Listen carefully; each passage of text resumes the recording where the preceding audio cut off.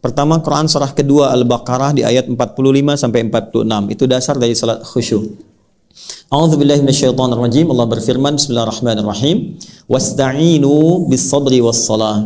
Wa innaha lakabiratun illa 'alal khashi'in. Dan jika Anda punya persoalan dalam kehidupan, terima dulu dengan sabar. Karena ujian itu diberikan oleh Allah hakikatnya untuk meningkatkan kualitas hidup, bukan untuk menjadikan kehidupan bermasalah. Indah. La yukallifullahu nafsan illa usaha. Inna ma'al usri. Jadi ketika diuji oleh Allah, terima dulu. Nggak mungkin Allah uji kalau saya nggak sanggup.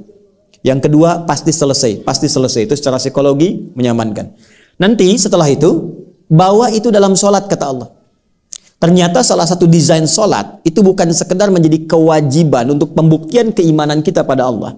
Sekaligus juga menjadi rahmat Allah untuk mengentaskan semua persoalan kehidupan kita.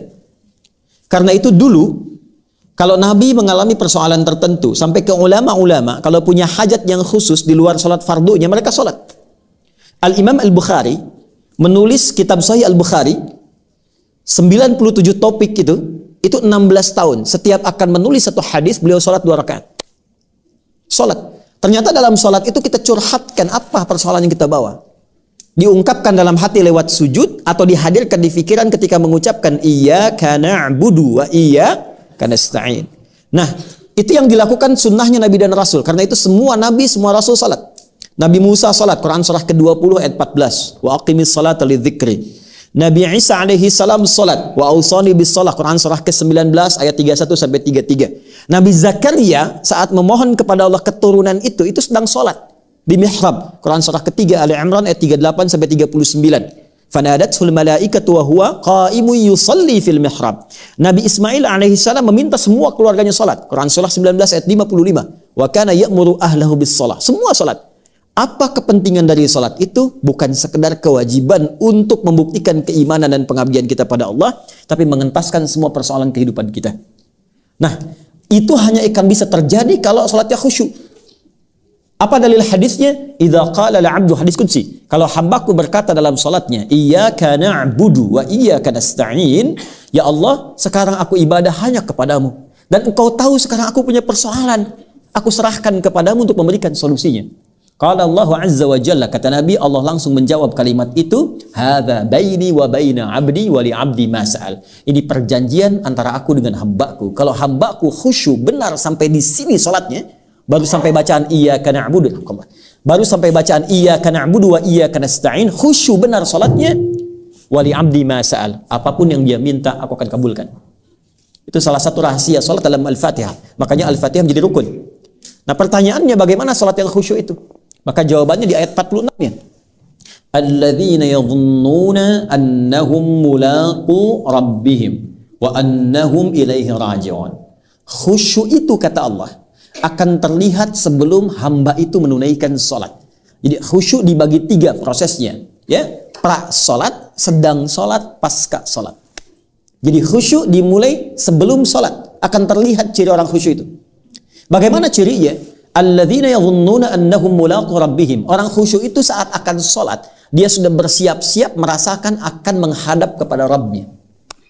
Rabb itu tingkat tertinggi yang memberikan segala dalam berkehidupan. Kebutuhan, perhatian, perawatan, salah dimaafkan, dosa diampuni. Anda punya pimpinan, hierarkinya tertinggi. Ketika akan menghadap pimpinan, tampilannya beda kan? Anda dipanggil presiden, menghadap ke istana. Apakah akan menggunakan pakaian biasa? Tidak. Pasti akan dandan kan? Rapi kan? Makanya orang khusyuk itu, kata Al-Quran, akan menghadap Allah, sudah merasakan yang tertinggi yang memberikan segalanya untuk saya. Maka dia siapkan dari penampilannya pun beda. Quran surah ke-7 Al-A'raf ayat 31. Ya bani Adam khudhu zinatakum 'inda kulli masjid. Hai anak cucu Adam, kalau sudah tiba panggilan dari masjid, Allahu Akbar, kenakan pakaian terbaiknya. Orang khusyuk itu dari pakaiannya kelihatan. Dia siapkan yang paling baik. Tidak harus mewah, yang paling baik, yang paling layak, yang paling nyaman. Dia siapkan wangian untuk laki-laki. Ya, dia usahakan mendapatkan yang maksimal. Dari mulai berpakaian sudah kelihatan. Yang kedua, wa annahum ilaihi raji'un. Yang kedua, dia rasakan sebelum memulai sholat. Sholat itu boleh jadi menjadi yang terakhir dia tunaikan dalam hidupnya. Jadi kalau pengen khusyuk, tips yang kedua, rasakan saat akan sholat. Boleh jadi ini adalah sholat yang terakhir yang akan ditunaikan.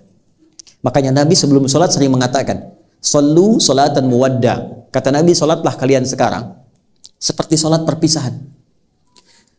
Bapak Asep ada di sini? Asep ada? Kalau ada saya ganti ya.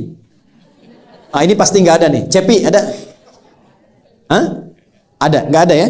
Baik. Pak Cepi dipanggil Allah, apa artinya? Tinggal kan? Makanya ujungnya wa annahum ilaihi rajiun, ujung 46. Wa annahum ilaihi rajiun. Baik, azan itu artinya apa? Panggilan. Panggilan dari siapa? Allah. Berarti kita semua dipanggil siapa? Ah, tahu kapan kita akan kembali? Tidak, boleh jadi dalam sholat itu kita pulang. Tidak ada yang paling indah kepulangan itu kecuali dalam ketaatan. Dan yang paling indah bukankah saat sujud? Insya Allah. Sujud. Tiba-tiba ya ayyatuhan nafsul mutmainnah. Hilang. Mau begitu? Nanti asar ya, sebentar lagi. Kan sekarang belum. Nah. Sabar ya Bu. Udah. Tenang dulu, pelan-pelan dulu ya. Jadi yang pertama rasakan. Ini sholat yang akan mengantarkan pada kepulangan.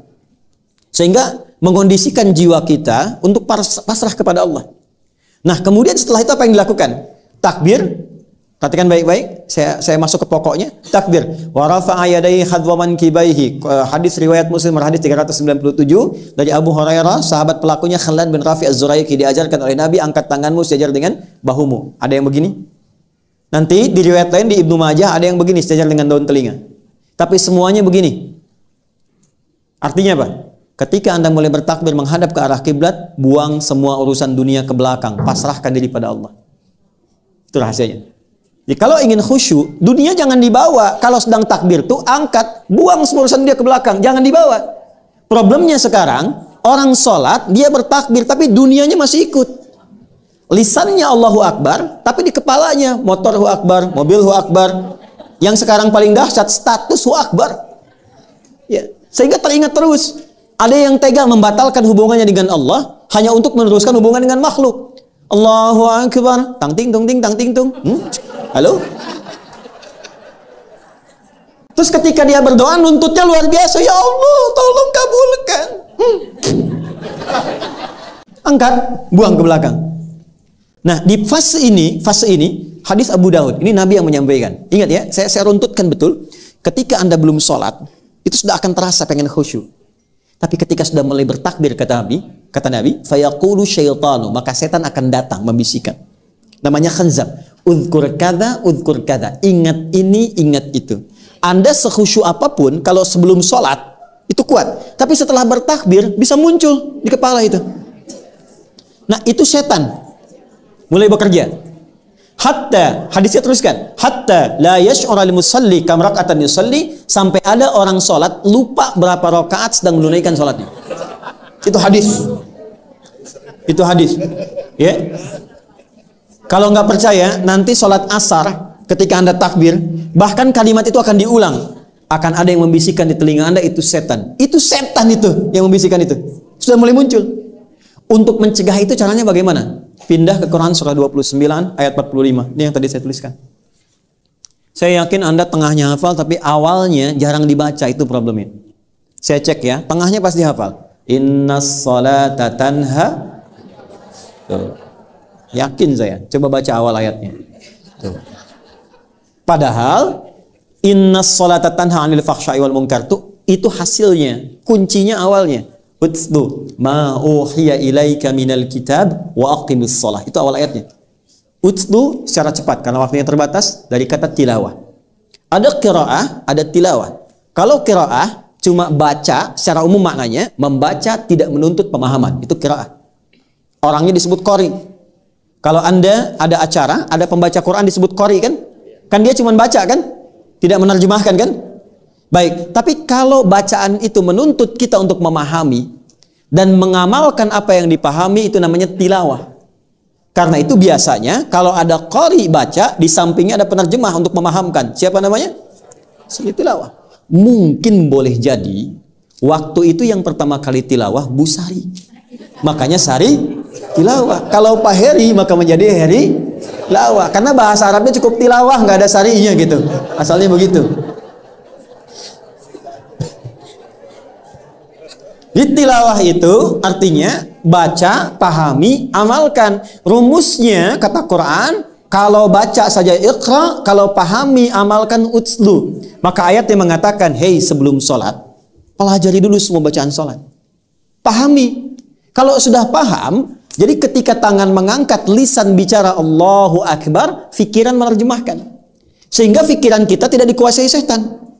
Allahu Akbar, fikiran menerjemahkan Allah Maha Besar, hati meresapi. Ya Allah, aku sekarang mengikrarkan Engkau Maha Besar, tapi bahkan sebelum sholat aku merasa besar dari orang lain. Sombong dari kawan, angkuh dari pasangan, merasa yang paling terhormat, lebih daripada orang lain. Aku bertaubat ya Allah, maka Anda katakan, Allahumma ba'id baini wa baina khatayaya kama ba'adta bainal masyriqi wal maghrib. Ya kecilnya itu pengakuan. Ya Allah, aku mengakui selama ini aku banyak salahnya. Tapi aku memahami Engkau banyak rahmatnya. Maka mohon jauhkan antara aku dan kesalahanku di hari kiamat nanti, sejauh Engkau jauhkan timur dan barat yang tidak pernah bertemu satu dengan keduanya. Karena setiap kesalahan akan dipertemukan dengan pemiliknya. Wa may ya'mal mithqala dzarratin syarran yarah. Ya, kita minta dijauhkan. Kalau perlu ya Allah, hilangkan dengan es yang sangat dingin, bil ma'i wath thalji wal barad. Atau kita katakan wajjahtu wajhiya lilladzi fataras samawati wal arda hanifan muslima wa ma ana minal inna salati wa nusuki wa mahyaya lillahi rabbil la syarika lahu wa bidzalika umirtu wa ana minal muslimin. Itu dalam sekali. Ya Allah, aku taubat. Aku hadapkan diriku pasrah sepenuhnya kepadamu. Sungguh ya Allah, kalau sampai saat ini aku hidup, aku salat, aku ibadah, atau Engkau wafatkan, dalam sekali. Wa mamati itu maksudnya begini, atau Engkau wafatkan aku sekarang dalam salat, aku ikhlas. Tapi bila Engkau beri kesempatan aku hidup setelah ini, bimbing aku ya Allah untuk patuh kepadamu dengan sempurna. Wa ana minal muslimin. Jadi kalau kita paham, itu baru keluar kalimat Allahu Akbar bisa gemetar. Itu yang terjadi pada Abu Bakar As-Siddiq. Jadi beliau itu kalau sudah bertakbir itu sudah menangis.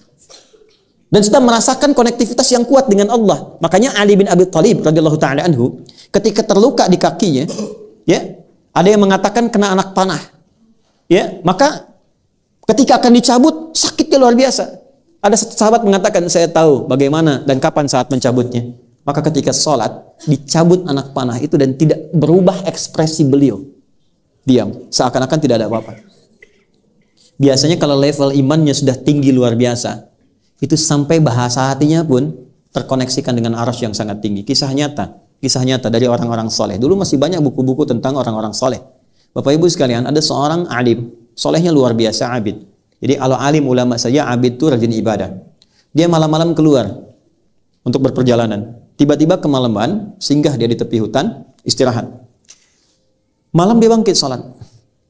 Ketika sedang akan menunaikan salat, mulai bertakbir Allahu Akbar, datanglah harimau yang sudah siap menerkam gitu.